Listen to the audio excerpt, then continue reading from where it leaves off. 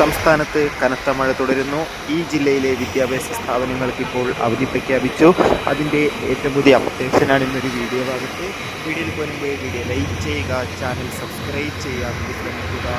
സംസ്ഥാനത്ത് ഇന്ന് ജൂൺ 26 വ്യാഴാഴ്ച അതിശക്തമായ മഴയായിരുന്നു ഉണ്ടായിരുന്നത്. അതുകൊണ്ട് തന്നെ എല്ലാവരും ജാഗ്രത പാലിക്കുക. ഇപ്പോൾ നാളെ ജൂൺ 27 വെള്ളിയാഴ്ചയും കേരളത്തിൽ ശക്തമായ മഴയ്ക്ക് സാധ്യതയുണ്ടെന്ന് കാലാവസ്ഥാ നിരീക്ഷണ കേന്ദ്രം അറിയിച്ചിട്ടുണ്ട്. നാളെ 3 ജില്ലകളിൽ ഓൾറെഡി ഇപ്പോൾ റെഡ് അലർട്ടാണ് പ്രഖ്യാപിച്ചിട്ടുള്ളത്.